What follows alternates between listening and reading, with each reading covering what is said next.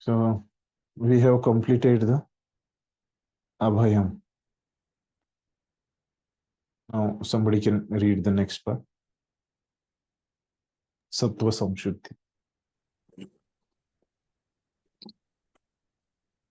Then he has to purify his existence. There are so many rules and regulations to be followed in the renounced order of life. Most important of all, a sannyasi is strictly forbidden to have any intimate relationship with a woman. He is even forbidden to talk with a woman in a secluded place. Lord Chaitanya was an ideal sannyasi, and when he was at Puri, his feminine devotees could not even come near to offer their respects. They were advised to bow down from a distant place. This is not a sign of hatred for women as a class, but it is a stricture imposed on the sannyasi not to have close connections with women. One has to follow the rules and regulations of a particular status of life in order to purify his existence. For sannyasi, intimate relations with women and possession of wealth for self gratification are strictly forbidden. The ideal sannyasi was Lord Chaitanya himself, and we can learn from his life that he was very strict in regards to women.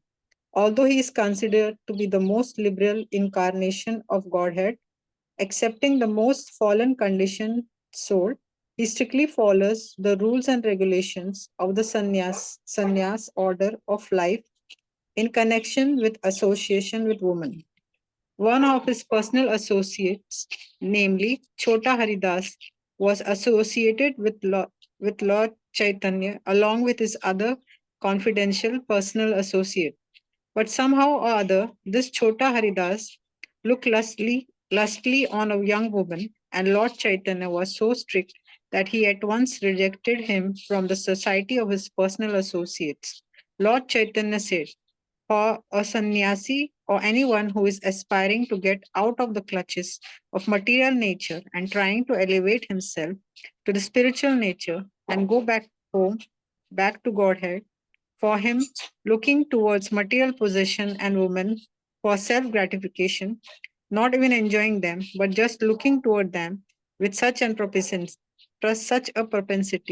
is so condemned that he had to better commit suicide before experiences such illicit desire. So these are the processes for purification. Thank you. Now, second quality Prabhupada started describing. What is Sattva Samshuddhi? So purification of one's existence.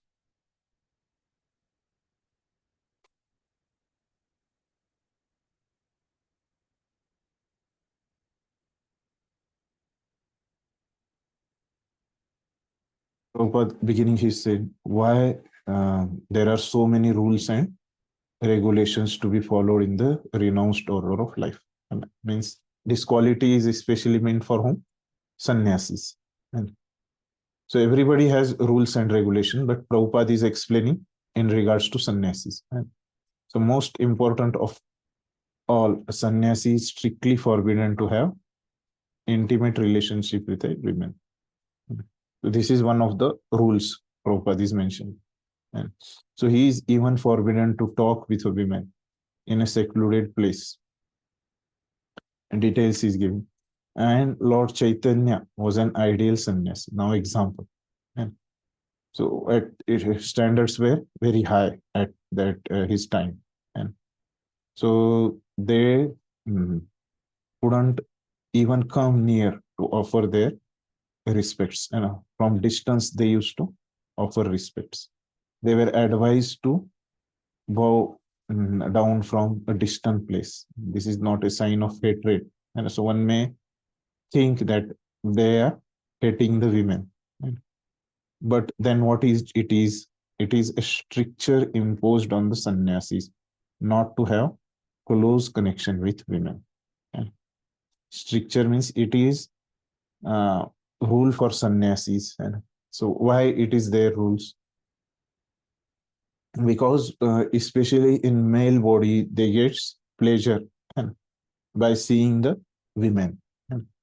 So to avoid that, and so this kind of rule is there. So one has to follow the rules and regulation of a particular status of life in order to purify his existence. And if he wants to purify himself, then he has to follow this rule. For a sannyasi, intimate relation with women and possession of wealth for sense gratification are strictly forbidden. Then another rule is possession of wealth for sense gratification. The ideal sannyasi was Lord Chaitanya himself, and we can learn from his life that he was very strict in regards to women, although he is considered to be the most liberal incarnation of Godhead and a Namo Mahavadanyaya. But accepting the most fallen conditioned souls, he strictly followed the rules and regulations for the sannyas order of life in connection with the association with women. And for himself, he was very strict. One of his personal associates, namely Chota Haridas, was associated with Lord Chaitanya, along with his other confidential personal associates. But somehow or other, this Chota Haridas looked lustily on young women, and Lord Chaitanya was so strict that he at once rejected him from the society of his personal associates. Lord Chaitanya said, for a sannyasi or anyone who is aspiring to get out of the clutches of material nature and trying to elevate himself to the spiritual nature, go back home, back to Godhead. For him, looking towards material possession and women for sense gratification. And same thing. Material possession means wealth, and women for sense gratification. Not even enjoying them, but just looking toward them, and with such propensity is condemned that he had better commit suicide before experiencing such illicit desires. These are the process of purification and for sannyasis. And what is the standard for sannyasis? And Prabhupada has mentioned. So one may have question that nowadays we see that many sannyasis, they talk with women, and uh, then how to understand this? And the idea here is that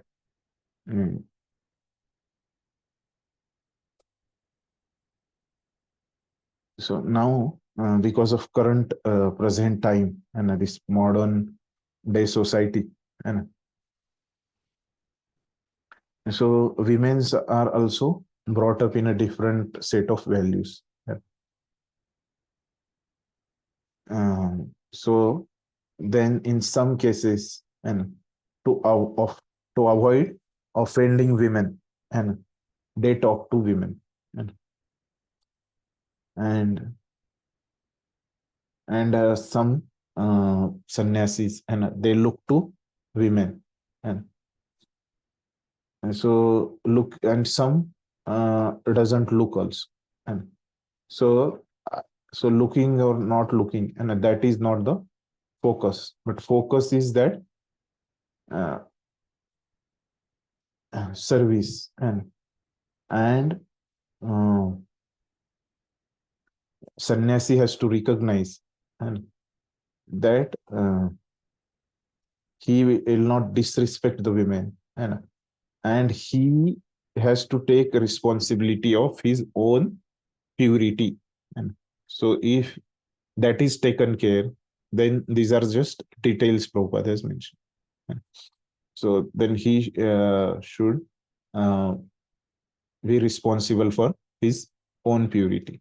And so, but because of modernity, and one has to sometimes talk to them, look at them for the sake of service, and that he should maintain his purity. And so that is advisable.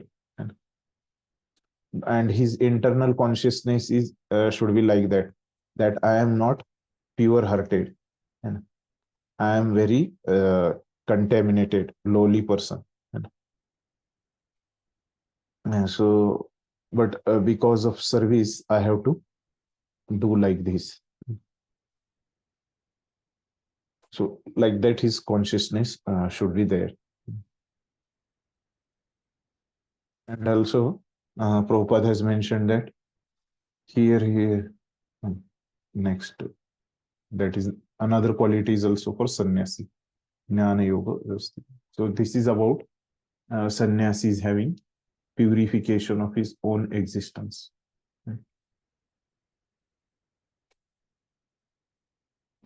Sattva samshuddhi. Sorry, jnana yoga vyavasthiti. Somebody can read that.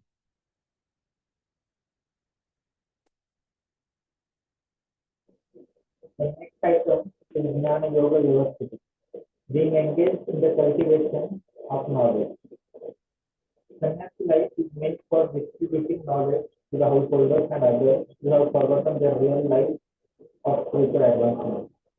A sannyasi is supposed to beg from door to door for his livelihood, but this does not mean that he is a beggar.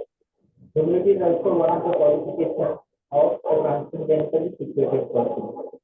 And out of sheer humility, the sannyasi goes from door to door, not exactly for the purpose of begging, but to see the householders and awaken them to Krishna consciousness. This is the duty of a sannyasi. If he is actually advanced and so ordered by his spiritual master, he should preach Krishna consciousness with logic and understanding.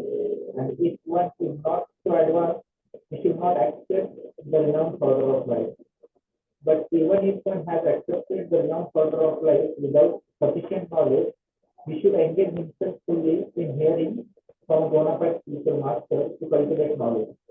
A sannyasi or one in the renounced order of life must be situated in fearlessness, sattva, samsiddhi, purity, and jnana yoga, knowledge. Thank you, bro. So the next quality is jnana yoga vyavasthiti, and a third quality. So being engaged in the cultivation of knowledge. Sannyas life is meant for distributing knowledge. This is also especially meant for sannyasis, to whom he will distribute knowledge to householders and others who have forgotten their real life of spiritual advancement. And for that purpose, he is supposed to beg and door to door, and so that he will get his livelihood, and he is not a beggar. So livelihood is not the main purpose, but main purpose is he should be humble, humility, and he should have humility. And he, because of his humility, he should go door to door, but not just for the sake of begging, but on the name of begging, he can give them knowledge of Krishna consciousness. So this is the duty of a sannyasi. This is one of the main principle, that jnana yoga vyavasthiti. And he is actually advanced and so ordered by this spiritual master. He should preach Krishna consciousness with logic and understanding. And if one is not so advanced, he should not accept the renounced order of life. And if one doesn't have the knowledge, then he should not accept the renounced order. But even if one has accepted the renounced order of life without knowledge, then what he should do? He should engage himself fully in hearing from a bona fide spiritual master to cultivate knowledge. And a sannyasi or one in the renounced order of life must be situated in fearlessness, sattva samsiddhi, and purity and jnana yoga. If he doesn't have the knowledge, then he should cultivate knowledge. But his job is to his life is meant for distributing knowledge to others, especially to householders and those who have forgotten their life, forgotten real life and of spiritual advancement.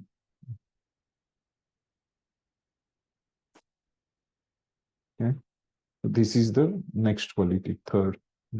And fourth quality is tapa. Somebody can read charity. Sorry, dana, not tapa. The next item is charity. Charity is meant for the householders. The householders should earn a livelihood by an honorable means and spend 50% of their income to propagate Krishna consciousness all over the world. Thus, a householder should give in charity to institutional societies that are engaged in that way. Charity should be given to the right receiver. There are different kinds of charity, as will be explained later on. Charity in the modes of goodness, passion, and ignorance. Charity in the mode of goodness is recommended by the scriptures, but charity in the mode of passion and ignorance is not recommended because it is simply the waste of money. Charity should be given only to propagate Krishna consciousness all over the world. That is charity in the mode of goodness. Thank you. Thank you. It will come in next 17 or 18 chapter regarding charity in 3 modes. Yeah. So Prabhupada is mentioning the next quality is charity. Then it is especially meant for householders, grahasthas. And the householder should earn a livelihood by honorable means. And this is important.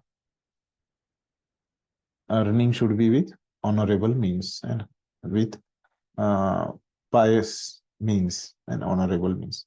Spend 50% of their, and this is also one of the detail Prabhupada has given. Thus, a householder should give in charity to institutional societies that are engaged in that way. So, whom they should give charity and to the qualified entity. And here Prabhupada has mentioned institutional societies. Charity should be given to the right receiver and qualified person. There are different kinds of charity. We'll discuss that the charity in 3 modes, and this will come again. Mode of goodness. What is a charity in mode of goodness? Which is according to the scriptures. And charity in the mode of passion and ignorance is not recommended. And because it is simply a waste of money. Charity should be given only to propagate Krishna consciousness and only for preaching sake. And one should give charity. And that is charity in the mode of goodness. So that how much charity should be given, and so that may vary and a person to person, but at least he should have that mentality. Whatever he can give, and he should have the mentality of giving. That is important here. And he should not think that now I will only earn and I will become such and such, and I will collect so any wealth, and he should not wait. And even though he should start at least giving something, and even though small amount also, and he should give something. So that habit of giving should be there. That is the main important thing in charity. Then next is Dhamma, self-control. Somebody can read.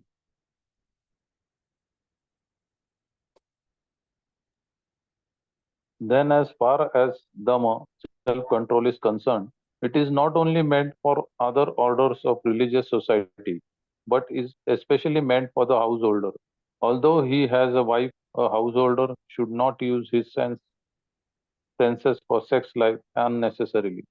There are restrictions for the householders even in sex life, which should only be engaged in for the propagation of children. If he does not require children, he should not enjoy sex life with his wife.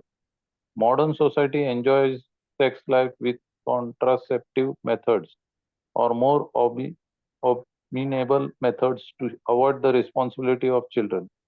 This is not in the transcendental quality, but is demonic.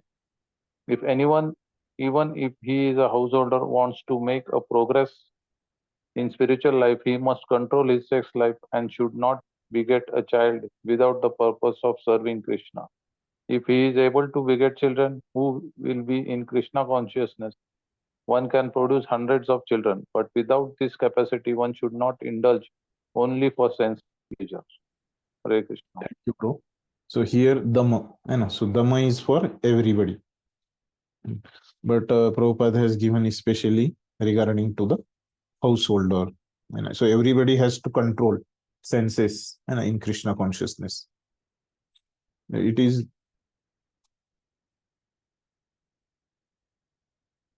not only meant for others, but especially meant for householders, and it is for everybody. And so Grahastha also, he has a wife, and so he should not enjoy his senses with his wife. And so there are some restriction he has to follow.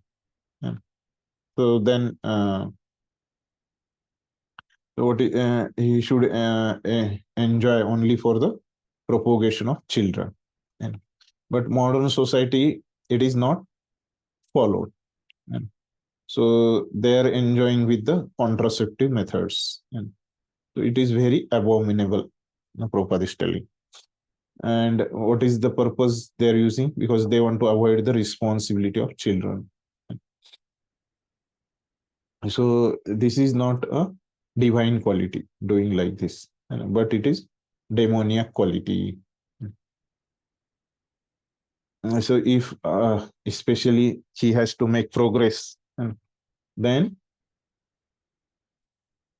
he should beget child only for the purpose of serving Krishna. If he is able to beget children who will be in Krishna consciousness, and one can produce hundreds of children, then only he should attempt for that. The capacity one should not indulge only for sense pleasure. And so standards Prabhupada is giving. So in this way, he can control his senses. So the important point here is, the sense is, so marriage is for just for producing the children. And after that, then how he has to see his wife, and wife also has see his husband as a colleague, as a partner in their spiritual life. And they should not see each other as a mention object of sense pleasure, and only for sense pleasure. So that is the way they can follow the Dhamma, self-control. So after that is mentioned next qualities after Dhamma, the yajna, and a sacrifice. Somebody can read sacrifice.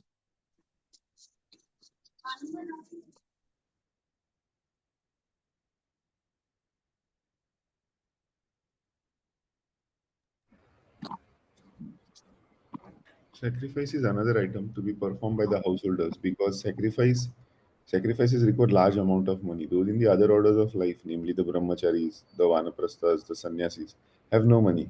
They live by begging. So performance of different types of sacrifice is meant for the householders. They should perform Agnihotra sacrifices enjoined in the Vedic literature, but such sacrifices at the present moment are very expensive and it is not possible for any householder to perform them. The best sacrifice recommended in this age is called Sankirtan Yagya.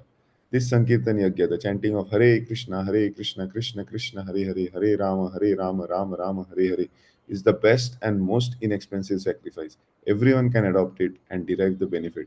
So these three items, namely charity, sense control, and performance of sacrifice, are meant for the householders. So now regarding sacrifice, and I will just summarize. And so like other sacrifices are not recommended because they are very expensive. So what is the recommendation?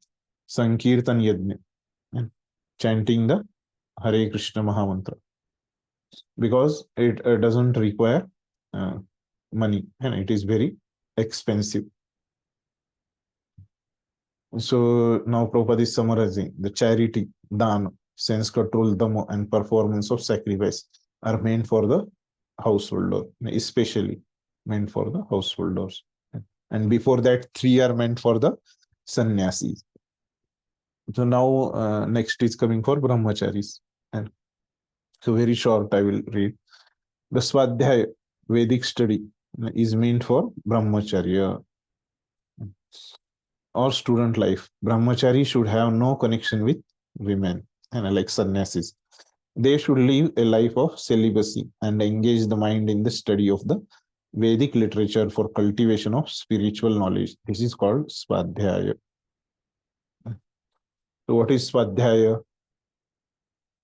So they should follow the celibacy like sannyasis and engage their mind and in the study of Vedic literature, scriptures, and for the purpose of cultivation of spiritual knowledge. And so this is Swadhyaya study. So in the beginning of life, and everybody has to follow brahmachari, and whichever ashram he may take, and or whichever varna he has, and he has to follow the brahmacharya, and he has to study the scriptures. And then what happens? If beginning he has studied the scriptures, then whole life is there to realize. And so whatever is mentioned in the scriptures, and so he can have the better conviction and better understanding of the scriptures. And if first he began by studying the scriptures, and so that's why first there is a brahmachari life, and in this brahmachari life there is a study of scriptures, and that is why the purpose, that he can realize the scriptures very nicely. Beginning he has studied that.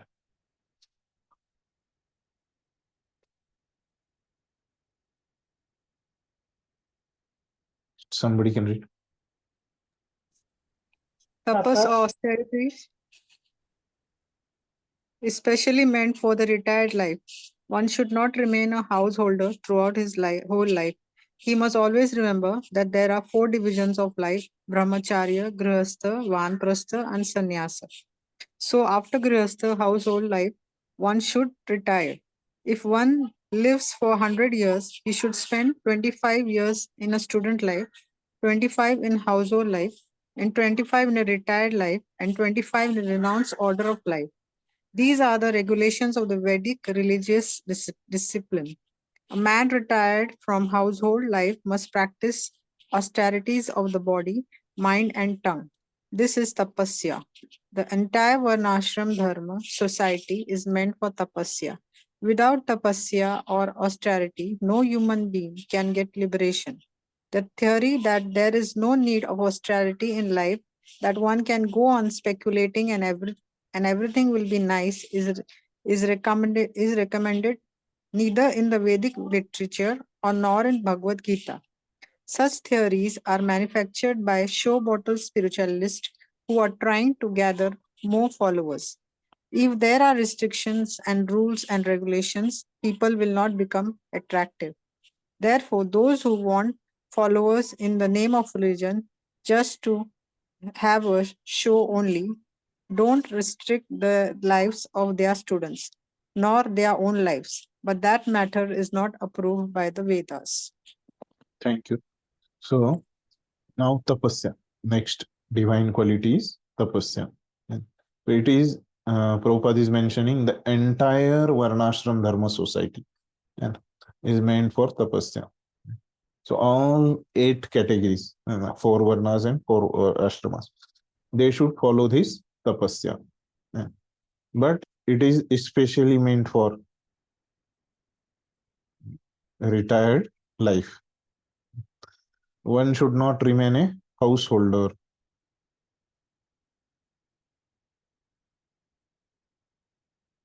Throughout his whole life, and he must always remember that there are 4 divisions of life, and so after grihastha householder one should retire.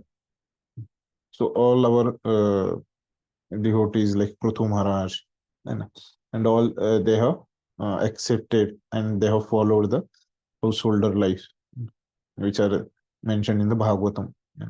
He should spend 25. Now in modern society it is very difficult to follow this detail because generally if he is fortunate, then he's beginning his life at the age of 25 and he's beginning brahmacharya. And so detail is one has to this is the one of the detail, but principle is one has to first study the scriptures and follow brahmacharya life, then grihastha, then vanaprastha and sannyas. And the number of years may vary because of this modern setting. A man retired from household life must practice austerities of the body, mind, and tongue. So, what kind of tapa? Tapa of body, mind, and tongue. And you will study more in Updeshamrita. And Vacho Vega, Manasa, Krodha Vega, Jivva Vega, Udara Upastha Vega. So, that is tapasya. This is the meaning of tapasya, Prabhupada is given. And without tapasya or austerity, no human being can get liberation. So all purpose is same only. Purpose of all divine qualities is to get liberation. And the theory that there is no need of austerity in life, and some may preach this also, that there is no need of austerity in life. Yeah. That one can go on speculating and everything will be nice is recommended neither in the Vedic literature nor in Bhagavad Gita. And so they speak like that, but it is not mentioned in the scriptures. So why then they speak and it is not mentioned in the scriptures? Because they want followers. Proper. They want followers in the name of religion, just for namesake and just for show. So they don't restrict the lives of their students also, and not their own lives also, and they themselves also doesn't follow. And for student also, they don't give the rules, and they do not follow the tapasya. The next quality, someone can.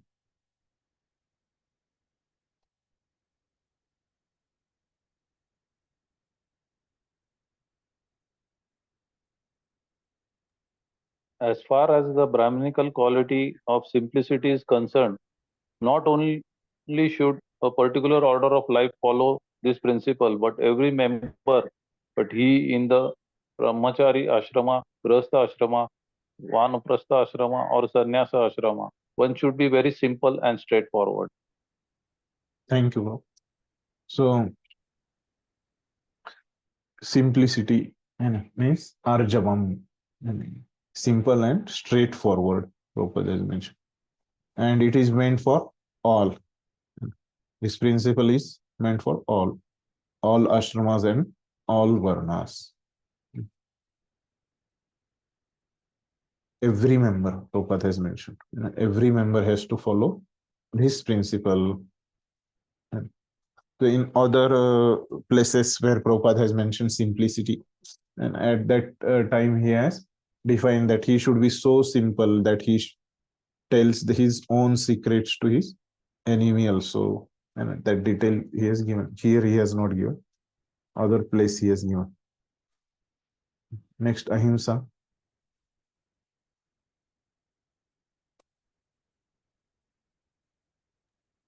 Ahimsa means not arresting the progressive life of any living entity. One should not think that since the spirit spark is never killed, even after the killing of the body, there is no harm in killing animals for sense gratification. People are now addicted to eating animals in spite of having an ample supply of grains, fruits, and milk. There is no necessity for animal killing. This injunction is for everyone. When there is no alternative, one may kill an animal, but it should be offered in sacrifice. At any rate, when there is an ample food supply for humanity, persons who are desiring to make advancement in spiritual realization should not commit violence to animals. Real ahimsa means not checking anyone's progressive life. The animals are also making progress in their evolutionary life by transmigrating from one category of animal life to another. If a particular animal is killed, then his progress is checked. If an animal is staying in a particular body for so many days or so many years and is untimely killed, then he has to come back again in that form of life to complete the remaining days in order to be promoted to another species of life. So their progress should not be checked simply to satisfy one's palate. This is called ahimsa. Regarding ahimsa, what Prabhupada is telling,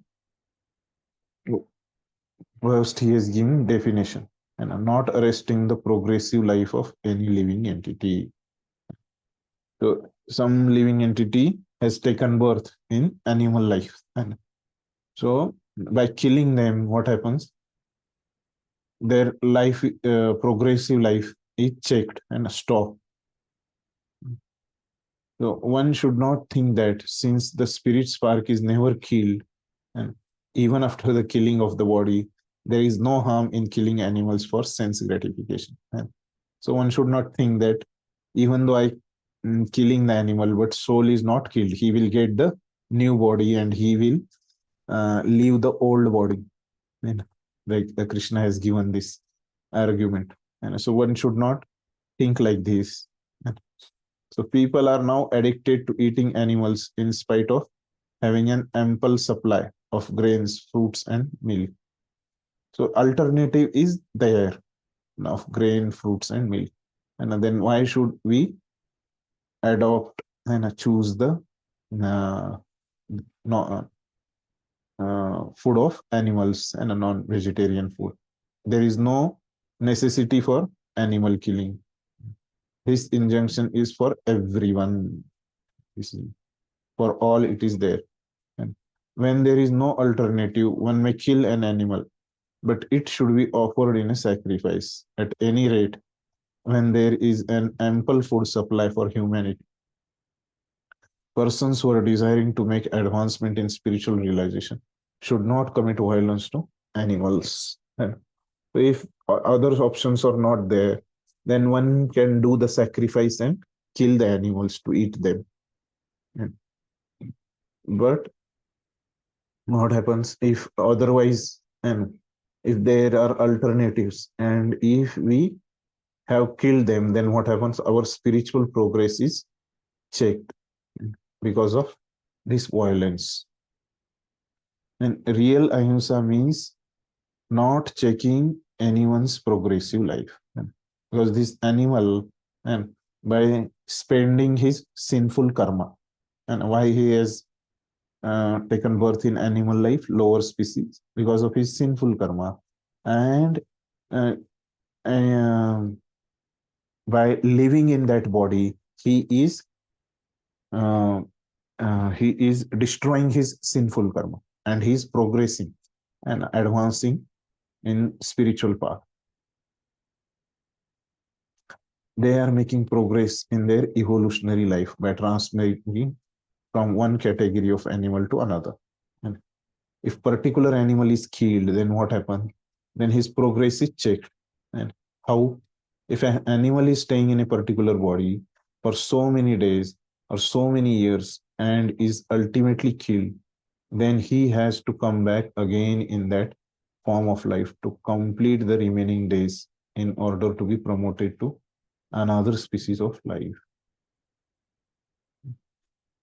So he has to wait then. And for the remaining days, whatever his life duration is decided and according to his karma, that much time he has to wait to enter in new species of life, and his soul will wander for that period of time. Their progress should not be checked simply to satisfy one's palate. This is called ahimsa. Satyam, somebody can read.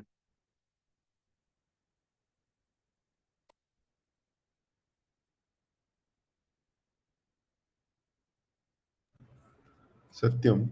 This word means that one should not distort the truth for some personal interest. In Vedic literature, there are some difficult passages, but the meaning or the purpose should be learned from a bona fide spiritual master. That is the process for understanding the Vedas.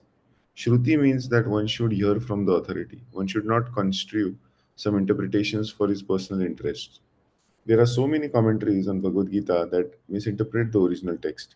The real import of the word should be presented, and that should be learned from a bona fide spiritual master. Thank you, bro. So, meaning of Satyam, and speak, it is meant for everybody, and this quality. But especially it is meant for the Brahmanas. So Brahmanas, when they are speaking and from the Vedic literatures, there are some difficult passages and difficult. Then for the purpose, meaning or purpose should be learned from then Guru, a bona fide spiritual master who is in parampara. That is the process of understanding the Vedas. Shruti means that one should hear from authority, which is spoken by authority. One should not construe some interpretation for his personal interest. One should not take out some another meaning from that. There are so many commentaries on Bhagavad Gita. So they are doing like that only, though misinterpret the original text. But they are not giving the import of the word as it is in parampara from Guru. This is the Satya. In short, what is Satya? Is explaining the truth without distorting and without giving misinterpretation. As he has heard from the authorities. In that way only he should explain. That is Satyam. And there is Akrodha that I will read. Akrodha means to check anger. Check anger means not becoming angry.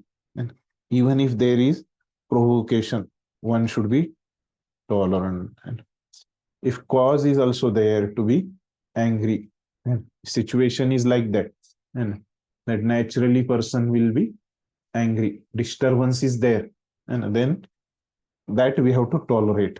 And for once one become angry, his whole body becomes polluted. Why?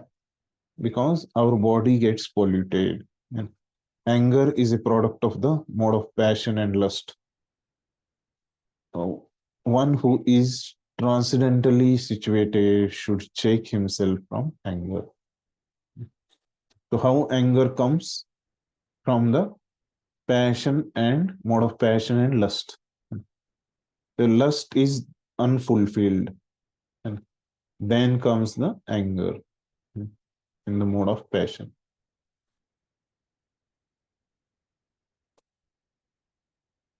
It's about akrodha and not becoming angry. Apaishunam. Apaishunam means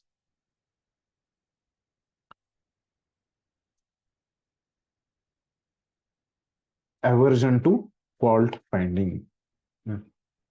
That one should not find fault with others or correct them unnecessarily. And if we are not the concerned person, then we should not correct others.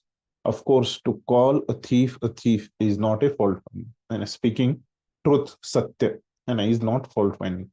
But to call an honest person a thief is very much offensive for one who is making advancement in spiritual life. And so that is not a divine quality. So if we do not have any clarity on that, then better avoid seeing the fault. Give him the benefit of doubt.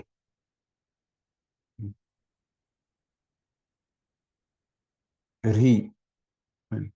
Re means that one should be very modest and must not perform some act which is abominable. Re means modesty. Do not perform abominable action.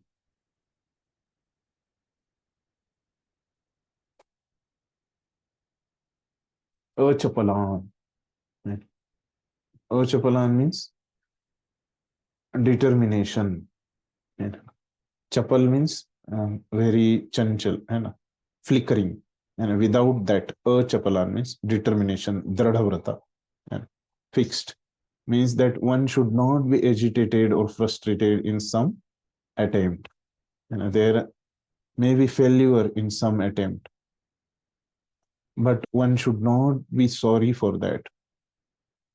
He should make progress with the patience and determination. So if some failure is there, or sometimes some success is there, and So he should tolerate both the success and failure and be determined. But generally, success is there at that time, determination is not much checked. And but sometimes over success is there, then the people leave the effort also. And but especially when they are unsuccessful, then there are more chances of leaving their attempt. At that time, especially, the determination is required. Achapalam. The word tejas used here is meant for the kshatriyas, tej, especially for them. Tej. And so, what is the meaning of teja? Is the vigor. And the kshatriya should always be very strong and should be able to give protection to the weak. So, what is the meaning of vigor? That protecting the weak. And they should not pose themselves as non-violent. The Kshatriya should not be non-violent. They should not follow ahimsa. And instead, in the killing of animal, and for the sake of tongue, they can follow ahimsa. And but though at the time of killing um, the enemies or protecting the weak, and at that time they should not follow the ahimsa, non-violence. If violence is required, they must exhibit it. But a person who is able to curb down his enemy may, under circumstances condition, show forgiveness. He may excuse minor offenses. Similarly, they should be vigorous, but at the same time, they should exhibit the forgiveness also. And if minor offense is there, then they should not kill. But if they should exhibit the violence also. And so balance is required between the forgiveness and vigor, tejas. And next is saucham. So saucham means what? Cleanliness. We know that before also Prabhupada has mentioned two types of cleanliness, and internal cleanliness and external cleanliness. One's dealings, external cleanliness. Especially it is meant for the Vaishya people, mercantile people. So who should not deal in the black market? They maintain the cleanliness by doing honest businesses.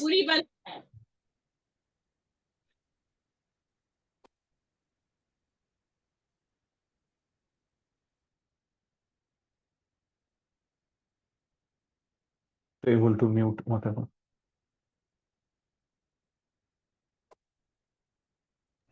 I don't have host rights. Okay. She's mute. Yes.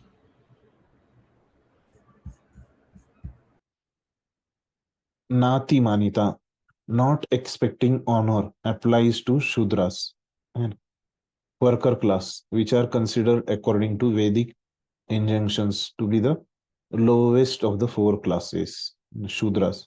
Right? So they should not expect any honor for their work service. They should not be puffed up with unnecessary prestige or honor and should remain in their own status. It is the duty of the Shudras to offer respect to the higher class for the upkeep of the social order. This is for everybody, Nati Manita. We discuss in the process of knowledge. But especially here, it is meant for the Shudras. So these are 19 qualities Prabhupada has mentioned. And so some qualities Prabhupada has left. And so which are they? So Prabhupada has not mentioned the compassion. Daya, ya bhuteshu. So compassion means real compassion is what? Giving the spiritual knowledge in the form of prasadam, books, or holy name, and we can understand. Then this is about first. Then second, Prabhupada has missed out is the freedom of covetousness, and I mean, ololupam, means covetousness means he should freedom from covetousness means he should avoid the greediness. Covetousness is greediness. And how he can avoid the greediness? By giving the charity and renunciation, and we can understand this. Then there is mardavam, and third, mardavam means gentleness. And gentleness means he should be friendly to all living entities. That is gentleness. So these three. Then there is a dhriti. So this dhriti is especially meant for kshatriyas, and in English it is called as fortitude. So what is the meaning of fortitude? Is that mental and emotional strength when facing the difficult situation. Situation is difficult, then he is not disturbed, he is not afraid of that situation. He is fixed in his mind and his emotional position. Mental and emotional strength is very strong. That is dhriti, and especially meant for kshatriyas. If there are difficult situation in war, they should able to exhibit these qualities. Then there is adroha, and adroha means freedom from envy. And so envy, we know that we should avoid the resentful behavior or bad feeling about others. So these some qualities Prabhupada has not mentioned. And like this, there are total 26 qualities, and which are divine in nature, are mentioned by Krishna. Last paragraph somebody can read. All these 26 qualifications mentioned are transcendental qualities. They should be cultivated according to the different statuses of social and occupational order. The purpose is that even though material conditions are miserable, if these qualities are developed by practice by all classes of men, then gradually it is possible to rise to the highest platform of transcendental realization. Thank you.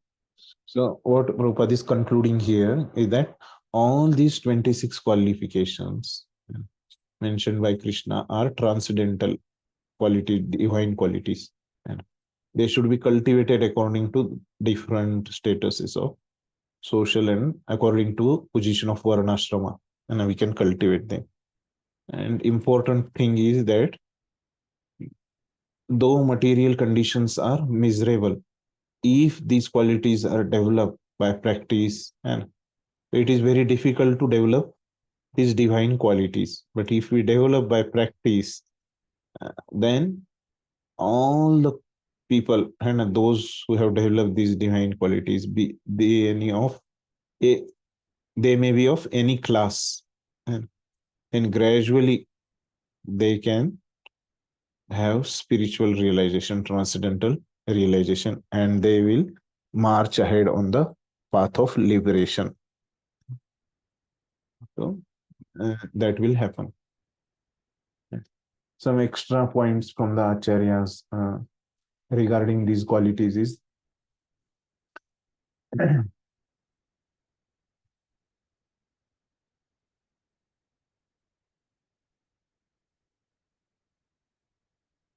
so Vishwanath Chakravarti Thakur, he is mentioning regarding Jnana Yoga Vyavasthiti. Jnana Yoga Vyavasthiti is meant for whom? Especially for sannyasis. And so means being completely familiar with the method of attaining jnana. For the example, lack of pride mentioned in the chapter 13. So Jnana Yoga Vyavasthiti means there are 20 atoms of knowledge mentioned in chapter 13. And so he should have all practice all these 20 atoms, especially sannyasis. That is Jnana Yoga Vyavasthiti, which Prabhupada has not mentioned. Then regarding charity, he mentions that dana means to distribute food or other items of one's enjoyment to others. And giving dana, what Prabhupada has mentioned, giving money. But Vishwanath Chakravarti Thakur, he is mentioning that dana means charity, means whatever we like and whichever food item we like and other something we like, distributing that is charity. And dhamma means, he's mentioning sense control. Dhamma means sense control. So Prabhupada has mentioned regarding sex life in dhamma, and he's telling that controlling all the senses, external senses, is dhamma. And regarding yajna, what Prabhupada has mentioned Sankirtan yajna. And so he's telling worship of the Lord is yajna. Prabhupada has mentioned chanting of holy name, yajna. And tyaga. So regarding tyaga, he's mentioning that one should give up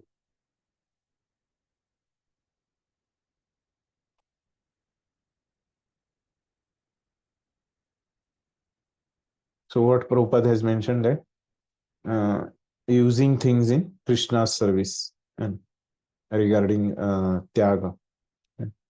But he is mentioning giving up possessions is also tyaga.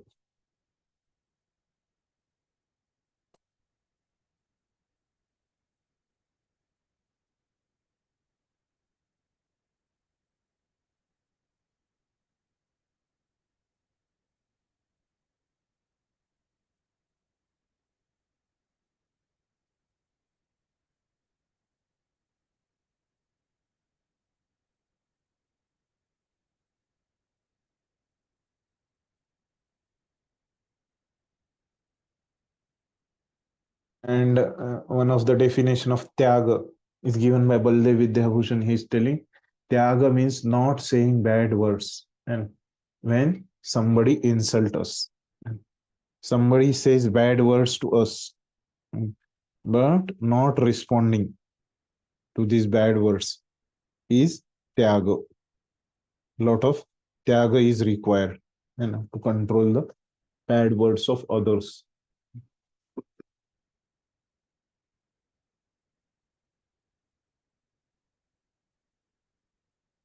And gentleness and mardava. What Prabhupada has mentioned regarding gentleness, mardava, is that friendship to all living entity. And Prabhupada has not mentioned, but that extra I told, and that is the general meaning of mardava.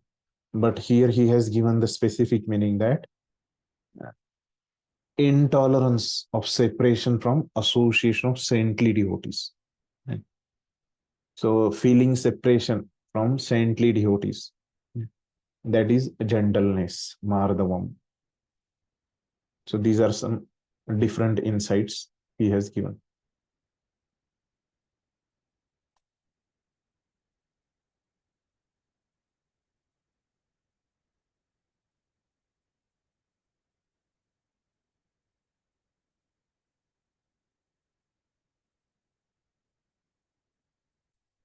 These are some extra things from the acharyas. So for today, we'll stop here. And tomorrow we'll continue. Harish. Thank you, Prabhu.